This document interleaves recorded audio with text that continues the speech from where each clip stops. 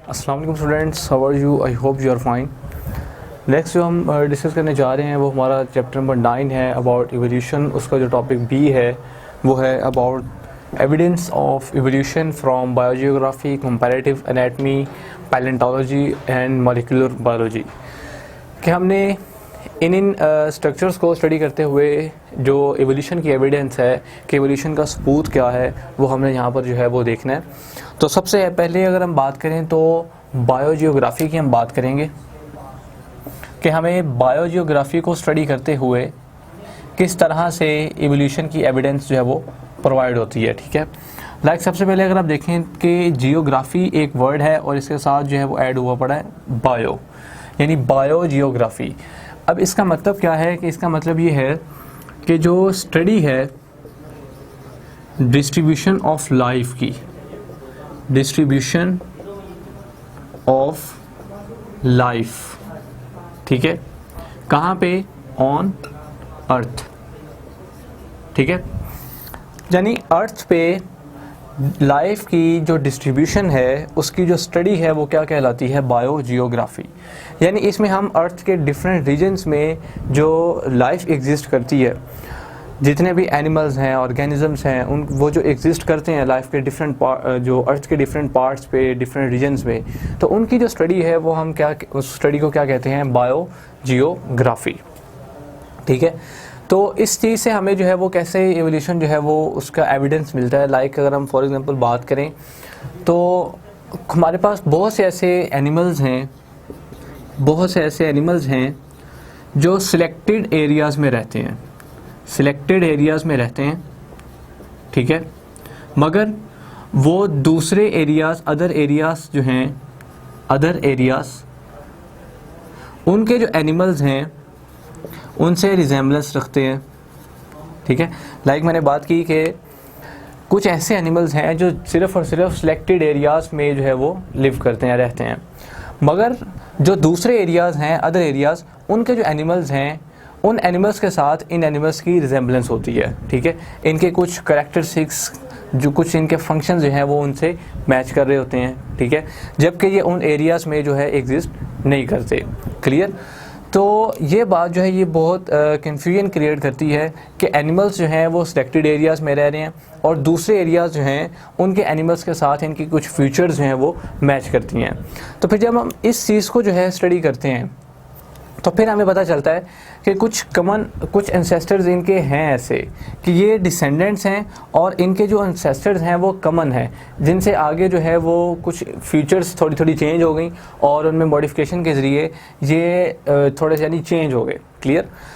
तो ऐसे एनिमल्स जो सिलेक्टेड एरियाज़ में रहते हैं मगर अदर एरियाज़ के जो एनिमल्स हैं उनके साथ उनकी रिजेम्बलेंस है, तो यहाँ से हमें पता चलता है कि इनके जो एंसेस्टर्स हैं वो कॉमन हैं, हैव कॉमन एंसेस्टर्स। क्लियर? जैसे कि फॉर एग्जांपल अगर हम बात करें कि हमारे पास एक एग्जांपल है जैसे आइसलैंड है, तो इसमें बहुत सी स्पीशीज़ हैं ऐसी एनिमल्स की जो एग्जिस्ट करती हैं, ठीक है, जो कि इंडेमिक हैं, बट वो दूसरे एरियाज़ लाइक मेनलैंड और जो दूसरे आइसलैंड है उनके एनिमल से वो मैच करते हैं। ठीक है, इस तरह से जैसे अमेरिका की अगर हम बात करें तो अमेरिका में एक एनिमल है जिसे हम कहते हैं, यहाँ पे लिखा हुआ है कि उस एनिमल का नाम जो है वो आर्मेडिलोस। क्लियर? तो ये आर्मेडिलोस जो है ये सिर्फ़ और सिर्फ अमेरिका में एग्जिस्ट करता है। तो इस चीज़ को अगर हम देखें तो इसके कुछ इंपॉर्टेंट फीचर्स की अगर हम स्टडी करें तो हमें पता चलता है कि ये डिसेंडेंट है। ठीक है, और ये डिसेंडेंट है किसका? प्रीवियसली जो एग्जिस्टिंग एंसेस्टर्स हैं उनका ये डिसेंडेंट है। तो हमें ये पता चलता है कि जो एंसेस्टर्स हैं वो कॉमन है, कि अब जो एनिमल्स एग्जिस्ट कर रहे हैं कि इनके जो एंसेस्टर्स हैं वो कॉमन है। ठीक है, लाइक जैसे कि यहाँ पे बात की कि एनिमल्स जो कि सिलेक्टेड एरियाज़ में एग्जिस्ट कर रहे हैं, दूसरे एरियाज़ में वो नहीं है, जबकि अदर एरियाज़ के एनिमल्स से उनकी कुछ फीचर्स हैं वो मैच कर रही हैं। तो यहाँ से हमें पता चलता है कि इनके कुछ जो एंसेस्टर्स हैं वो कॉमन एंसेस्टर्स हैं, they have common ancestors. Clear? तो बायोजियोग्राफी को स्टडी करते हुए जब हम लाइफ की जो डिस्ट्रीब्यूशन है अर्थ पे उसको स्टडी करते हैं तो हमें ये पता चलता है कि एनिमल्स जो हैं इनकी डिफरेंट रीजन्स में जो एनिमल्स एग्जिस्ट करते हैं इनके आपस में कुछ फीचर्स हैं वो मैच करती हैं। तो यहाँ से हमें पता चलता है कि they have common ancestors. Clear? तो ये इस स्टडी जो हमें प्रोवाइड करती है बायोजियोग्राफी। इसके बाद हम देखते हैं कि कंपैरेटिव एनाटमी क्या है, कि जो कंपैरेटिव एनाटमी है इसको स्टडी करते हुए हमें जो इवोल्यूशन है उसका एविडेंस जो है वो कैसे मिलता है।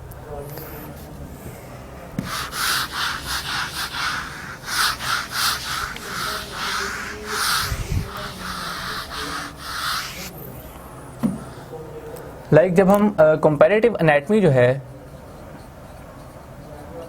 कंपैरेटिव एनाटमी इसको स्टडी करते हैं तो हमें बहुत से एवोल्यूशन के एविडेंस मिलते हैं, ठीक है।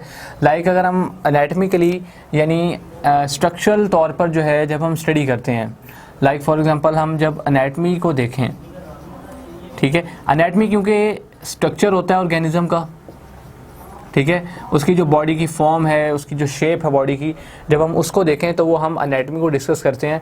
और कंपैरेटिव एनाटमी से मुराद ये है कि हम डिफरेंट ऑर्गेनिज्म के जो स्ट्रक्चर्स हैं उनको मैच करके देखते हैं कि इनमें क्या रिजेम्बलेंस है। क्लियर।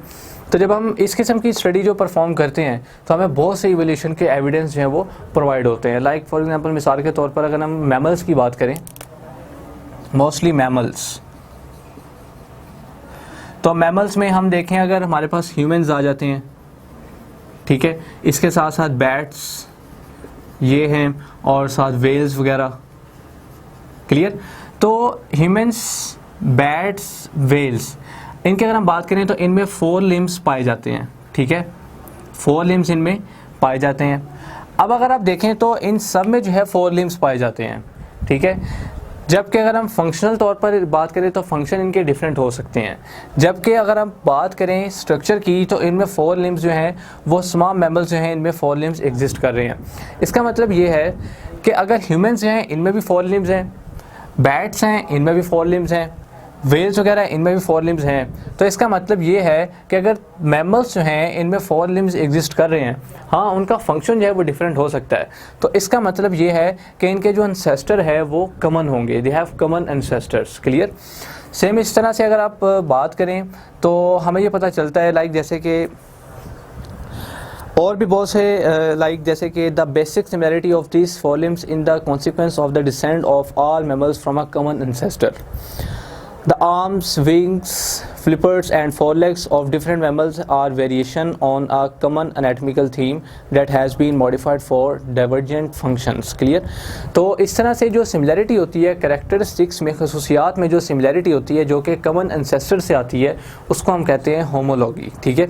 और जो एनाटॉमिकल साइंस होते हैं, ठीक है, यानी कि जैसे कि हमने ये देखा कि ये एनाटॉमिकल साइंस हैं, ठीक है, तो इनको जो हम क्या कहते हैं कि ये है होमोलॉगस स्ट्रक्चर्स। तो इसी चीज़ को देखते हुए हमारे पास 2 टाइप्स के ऑर्गन्स भी आते हैं। लाइक जैसे कि अगर हम बात करें हमारे पास एक तरफ होते हैं होमोलॉगस ऑर्गन्स, होमोलॉगस ऑर्गन्स, ठीक है, और दूसरी तरफ होते हैं हमारे पास analogous organs, analogous organs. Clear. तो इसी चीज़ को देखते हुए अगर हम कंपैरेटिव एनाटॉमी को देखें तो हमारे पास 2 तरह के ऑर्गन्स आ जाते हैं, होमोलॉगस ऑर्गन्स और एनालॉगस ऑर्गन्स। ये इस किस्म के ऑर्गन्स हैं जो कि स्ट्रक्चरल तौर पर जो है वो, स्ट्रक्चरल तौर पर अगर आप इनको देखें तो ये सेम होते हैं, ठीक है, जबकि फंक्शनल तौर पर ये डिफरेंट होते हैं, ठीक है। जबकि अगर आप एनालॉगस ऑर्गन्स को देखें तो ये इनसे ऑपोजिट है। लाइक ये स्ट्रक्चरल तौर पर जो है ये डिफरेंट है, ठीक है, और जो फंक्शनल तौर पर ये सिमिलर हैं, फंक्शन इनका सिमिलर है। क्लियर। स्ट्रक्चरली सेम और फंक्शनली डिफरेंट ये होंगे होमोलॉगस ऑर्गन्स, और एनालॉगस ऑर्गन्स जो है वो कौन से होंगे, जो स्ट्रक्चरली डिफरेंट होंगे जबकि फंक्शन उनका क्या होगा, सिमिलर होगा। लाइक जैसे कि अगर हम बात करें यहाँ पे तो हमने ये एक एग्जांपल डिस्कस की जिसमें ह्यूमंस, बैट्स, वेल्स वगैरह, तो इनमें ये जो मैमल्स हैं इनमें 4 लिम्स एग्जिस्ट करते हैं, ठीक है, यानी कि ये स्ट्रक्चर इनका जो है वो सेम हो गया, जबकि आगे फंक्शन इनके जो है वो डिफरेंट हो सकते हैं। क्लियर। इस तरह से अगर हम बात करें यहाँ पर एनालॉगस ऑर्गन्स की तो जैसे कि जैसे हम देख लेते हैं जैसे इंसेक्ट्स हैं इनके भी विंग्स होते हैं, बर्ड्स हैं इनके भी विंग्स होते हैं, तो इनका जो स्ट्रक्चर है विंग्स का वो डिफरेंट होता है जबकि फंक्शन सबका एक ही होता है, क्योंकि विंग्स जो हैं उनका फंक्शन जो है वो एक ही होता है जो फ्लाइंग के पर्पज़ के लिए इस्तेमाल होती हैं, ठीक है। तो यह हमें पता चल गया इस तरह से कि होमोलॉगस ऑर्गन्स क्या हैं और एनालॉगस ऑर्गन्स क्या हैं। इस तरह से अगर हम बात करें कि हमारे पास जो है फ्लावर, ठीक है। अब ये जो फ्लावर है इसके भी जो पार्ट्स हैं, फ्लावर के पार्ट्स, इनको भी क्या समझा जाता है कि ये हैं होमोलोगस। वो क्यों? ठीक है, होमोलोगस इनको इसलिए समझा जाता है कि अगर आप इवोल्यूशन इनकी चेक करें तो ये समझा जाता है कि ये जो फ्लावर के पार्ट्स हैं ये लीव्स से इवॉल्व हुए हैं। ठीक है, जिसमें आगे सेपल्स इनके बने, पेटल्स बने, कार्पल्स बने, स्टेमन्स वगैरह बने। ठीक है, और इसी के साथ साथ अगर आप बात करें तो ओल्डेस्ट जो होमोलोगस स्ट्रक्चर्स हैं, ठीक है, अब हम उनको देखेंगे कि ओल्डेस्ट होमोलोगस स्ट्रक्चर्स हैं वो कौन से हैं। लाइक होमोलोगस स्ट्रक्चर्स की अगर आप बात करें तो वो स्ट्रक्चरली तो सेम है मगर फंक्शनली जो है वो डिफरेंट है। अब अगर आप ओल्डेस्ट जो होमोलोगस स्ट्रक्चर्स हैं उनको देखें तो उसमें वेस्टिजियल ऑर्गन्स आ जाते हैं। ठीक है, और इसके साथ साथ जो है जैसा कि रूडिमेंट्री स्ट्रक्चर्स हैं मार्जिनल्स के, तो इसको हम देखेंगे। लाइक अगर आप वेस्टिजियल ऑर्गन्स की बात करें तो वेस्टिजियल ऑर्गन्स इस तरह के ऑर्गन्स होते हैं जिनका जो बॉडी में मौजूद तो हैं, ठीक है, मगर वो फंक्शन उनका जो है वो कोई नहीं है, इतना इम्पोर्टेंट फंक्शन नहीं है। अब वेस्टिजियल ऑर्गन्स ऐसे ऑर्गन्स हैं, अगर हम उनकी एंसेस्टर्स की हिस्ट्री के लिहाज से बात करें तो एंसेस्ट्रल हिस्ट्री में जो वेस्टिजियल ऑर्गन्स हैं उनकी बहुत इंपॉर्टेंस है, जबकि प्रेजेंस में अगर हम अब की बात करें तो जो वेस्टिजियल ऑर्गन्स हैं ये फंक्शनल, इनका कोई इंपॉर्टेंट नहीं है, यानी ये फंक्शनली इंपॉर्टेंट नहीं होते।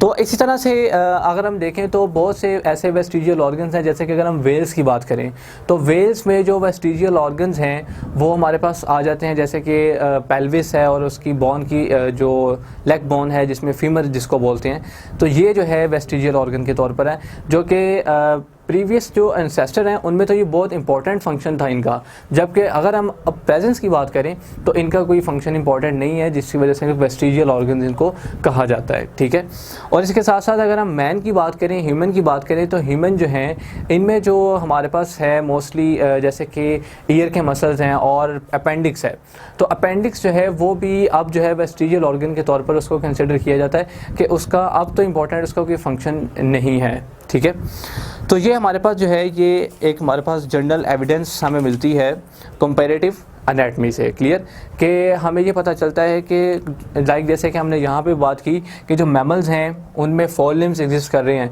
तो इसका मतलब है कि तमाम मैमल्स जो हैं उनमें 4 लिम्स एग्जिस्ट कर रहे हैं, तो यहाँ से हमें पता चलता है कि इनके जो एंसेस्टर हैं वो कॉमन एंसेस्टर्स होंगे। क्लियर, तो ये हमें एक एविडेंस जो है वो कंपैरेटिव एनाटमी से भी मिलता है। इसके बाद हम देखेंगे पैलेंटोलॉजी, कि पैलेंटोलॉजी से हमें जो है वो क्या एविडेंस मिलता है।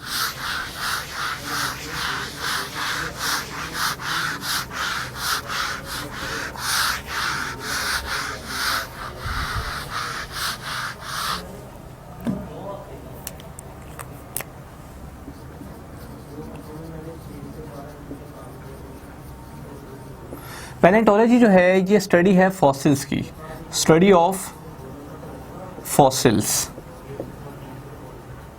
ठीक है, और याद रखें कि जो फॉसिल्स हैं ये मोस्टली हमें मिलते हैं सेडिमेंट्री रॉक्स से, सेडिमेंट्री रॉक्स जो हैं वहाँ से हमें ये फॉसिल्स जो हैं ये ऑब्टेन्ड होते हैं। फॉसिल्स होते क्या हैं? फॉसिल जो हैं ये जो डिके होता है एनिमल्स का, जो डेड एनिमल्स का जो डिके होता है वो फिर किस में कन्वर्ट हो जाता है? फॉसिल्स में। क्लियर, तो फॉसिल्स की स्टडी से हमें एक स्ट्रॉन्ग एविडेंस जो है वो मिलता है इवोल्यूशन का। ठीक है, यानी आप अगर कंसिडर करें कि जो स्ट्रॉन्गेस्ट जो एविडेंस हमें मिलता है, एक ठोस सबूत जो हमें मिलता है कि वाकई जो हमारे पास अब जो डिसेंडेंट्स हैं, इनके जो एंसेस्टर्स हैं वो कॉमन हैं, तो वो हमें मिलता है मोस्टली किससे? स्टडी ऑफ फॉसिल से। लाइक अगर आप स्टडी करें मॉलिक्यूलर बायोलॉजी की या बायोकेमिस्ट्री की स्टडी करें, सेल बायोलॉजी की स्टडी करें, तो उसमें जो है मोस्टली जो प्रोकैरियोट्स हैं इनको एंसेस्टर समझा जाता है अब जो जितने भी ऑर्गेनिज्म एनिमल्स हैं ये एग्जिस्ट कर रहे हैं, यानी क्योंकि प्रोकैरियोट्स जो हैं ये ओल्डेस्ट जो नॉन फॉसिल्स हैं ये कंसिडर किए जाते हैं। अगर आपसे एमसीक्यू में पूछा जाए कि ओल्डेस्ट जो नॉन फॉसिल्स हैं वो कौन से हैं, तो वो हैं prokaryotes. Prokaryotes are the oldest fossils, क्योंकि सबसे पहले जो है वो बैक्टीरिया ही जो है वो इवॉल्व हुए अकॉर्डिंग टू साइंस। क्लियर, तो इस चीज़ को देखते हुए ये समझा जाता है कि जो प्रोकैरियोट्स हैं लाइक बैक्टीरिया वगैरह जो हैं ये एंसेस्टर्स समझे जाते हैं। तमाम एनिमल्स के, ऑल लाइफ के जो एंसेस्टर्स हैं वो कौन समझे जाते हैं? प्रोकैरियोट्स। क्लियर, तो इसी चीज़ को देखते हुए अगर हम फर्दर स्टडी करें, तो अगर हम क्रोनोलॉजिकल स्टडी देखें, अगर हम क्रोनोलॉजिकली उसको देखें, तो हमें ये पता चलता है कि अब जो हमारे पास एनिमल्स एग्जिस्ट कर रहे हैं, इनके एंसेस्टर कुछ और हैं, और फर्दर उससे पीछे अगर हम देखें तो उनके एंसेस्टर्स जो हैं वो कुछ और हैं। लाइक फॉर एग्जांपल अगर हम बात करें कि हमारे पास आज जो हैं वो बर्ड्स हैं, ठीक है, मोस्टली बर्ड्स एग्जिस्ट कर रहे हैं। तो बर्ड्स जो हैं इनके जो एंसेस्टर्स हैं वो रेप्टाइल्स कंसिडर किए जाते हैं, ठीक है। यानी कि बर्ड्स के जो एंसेस्टर्स हैं वो कौन हैं? रेप्टाइल्स। यानी रेप्टाइल्स जो हैं वो इनके एंसेस्टर्स हैं। जबकि अगर आप देखें तो रेप्टाइल्स और बर्ड्स, इनकी जो पूरा जो स्ट्रक्चर है वो एक दूसरे से डिफरेंट है, मगर कुछ इनकी सिमिलैरिटीज़ जो हैं वो मैच करती हैं बर्ड्स की, किन से? रेप्टाइल से। तो इस वजह से ये एविडेंस भी मिलती है कि जो बर्ड्स हैं वो डिसेंडेंट्स हैं किसके? रेप्टाइल्स के। क्लियर?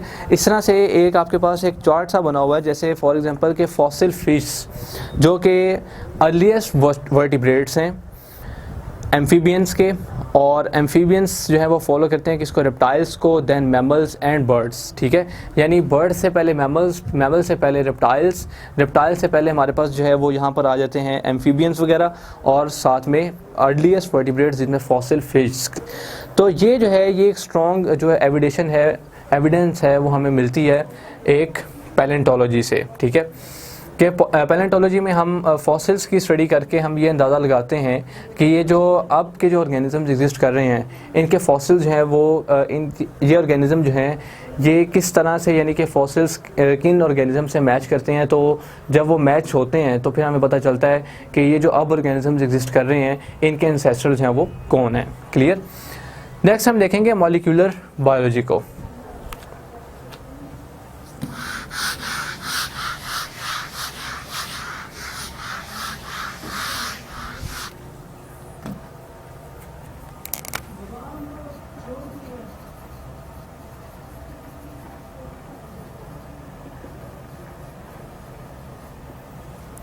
अब हम मॉलिक्यूलर बायोलॉजी की अगर हम बात करें तो हम इसको चेक करेंगे, जो एवोल्यूशन की एविडेंस है उसको देखेंगे एट मॉलिक्यूलर लेवल पे, ठीक है।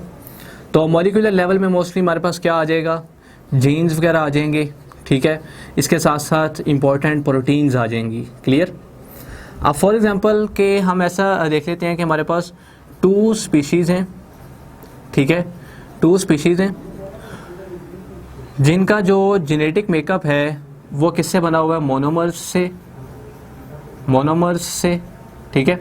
और ये मोनोमर्स जो हैं ये एक दूसरे से क्या करती हैं? मैच करती हैं, ठीक है। यानी इनका जो जेनेटिक सीक्वेंस है वो एक दूसरे से क्या करता है? मैच करता है। पर स्पीशीज़ जो हैं वो 2 हैं। इसका मतलब ये है कि जो दोनों स्पीशीज़ हैं इनके जो जीन्स और प्रोटीन्स जो हैं वो मोनोमर्स से मिलकर, जिन मोनोमर्स से मिलकर बनी हुई हैं, वो एक दूसरे से क्या करते हैं? मैच करते हैं। वो मोनोमर्स जो होते हैं ये यूनिट्स होते हैं जिनसे मिलकर आगे जीन्स और प्रोटीन्स जो है बनती हैं। तो अगर तो 2 स्पीशीज़ हैं और 2 स्पीशीज़ के जो जीन्स और प्रोटीन्स के मोनोमर्स हैं, यानी जीन्स और प्रोटीन्स जिनसे मिलकर बने हुए हैं, वो मोनोमर्स एक दूसरे से मैच करते हैं, तो इसका मतलब ये है कि इन्होंने किसी एक कॉमन एंसेस्टर से आगे जो है वो कॉपीड ली, और इस तरह से ये शो हुए कि इनमें जो मोनोमर्स हैं वो एक दूसरे से मैच कर रहे हैं। क्लियर? तो इसी तरह से अगर हम और भी स्टडी परफॉर्म करें, जैसे कि हम बात करते हैं कि अगर हम यानी कि देखें ह्यूमंस और बैक्टीरिया, तो ह्यूमन और बैक्टीरिया की अगर हम बात करें तो ये एक दूसरे से टोटली जो है वो बिल्कुल जो है वो डिफरेंट हैं। मगर अगर हम मॉलिक्यूलर लेवल पे इनकी बात करें तो बहुत सी ऐसी प्रोटीन्स हैं जो बैक्टीरिया और ह्यूमंस में जो है वो सेम है, ठीक है। इसके अलावा अगर हम देखें तो साइटोक्रोम सी जो है वो रिस्पायरेटरी प्रोटीन जो है वो भी जो है तमाम एरोबिक जो एनिमल्स हैं इनमें एग्जिस्ट करती है। तो इसका मतलब ये है कि इनमें कुछ ऐसी जो मॉलिक्यूलर बायोलॉजी के लिहाज से देखें तो लाइक इनमें जो कुछ जेनेटिक्स है, लाइक जैसे कि कुछ प्रोटीन्स हैं वो सिमिलर हैं। तो इसका मतलब ये हमें पता चलता है कि ये कोई कॉमन एंसेस्टर से जिनसे आगे इन्होंने ये सारी चीज़ें ली और आहिस्ता आहिस्ता एवोल्यूशन की वजह से ये चेंज होते गए एक दूसरे से, ठीक है। तो इस चीज़ को हम जो है वो देखते हैं, like for example a common genetic code brings evidence that all life is related. Molecular biology has thus provided strong evidence in support of evolution as the basis for the unity and diversity of life. Similarly, taxonomically remote organisms जैसे कि human bacteria, अब आपसे अगर पूछा जाए कि human और bacteria ये जो है वो इवोल्यूशनरी तौर पर जो है अगर आप इसकी स्टडी करें तो ये एक दूसरे से रिलेट क्यों करते हैं, तो वो इस वजह से कि इनमें बहुत सी प्रोटीन्स ऐसी हैं, सम प्रोटीन्स ऐसी हैं जो मैच करती हैं। इसके अलावा अगर आपसे पूछा जाए कि जो एरोबिक एनिमल्स हैं किस बेसिस के ऊपर जो है उनको सिमिलर समझा जाता है एक दूसरे से कि वो रिलेट करते हैं, तो वो इस वजह से कि उनमें साइटोक्रोम C प्रोटीन जितने भी हैं एरोबिक जो है उनमें एग्जिस्ट करती है। ठीक है, तो ये जो है ये मॉलिक्यूलर बेसिस पे जब हम DNA, जीन्स, प्रोटीन्स की स्टडी करते हैं तो हमें कुछ इस तरह से जो एविडेंस है वो मिलती है कि जो जेनेटिक मेकअप होता है वो होती तो डिफरेंट स्पीशीज़ हैं पर उनका जो जेनेटिक मेकअप होता है वो डिफरेंट स्पीशीज़ के साथ मैच कर रहा होता है, जिसकी वजह से हम जो है वो ये कंसिडर करते हैं कि ये जो इनका जेनेटिक मेकअप जो है मैच कर रहा है पर ये स्पीशीज़ जो है वो डिफरेंट हैं, तो इस वजह से हमें ये पता चलता है कि इनकी जो एंसेस्टर्स हैं वो कॉमन होंगे। क्लियर, तो ये हमारे पास जो है वो कुछ एविडेंस मिलती है एवोल्यूशन की बायोजियोग्राफी से, कंपैरेटिव एनाटॉमी से, पैलेंटोलॉजी से और मॉलिक्यूलर बायोलॉजी से। क्लियर, तो ये हमारा जो टॉपिक था यहाँ पर topic B evidence of evolution के मुतालिक, तो वो यहाँ पर कंप्लीट हो गया। Okay, thanks.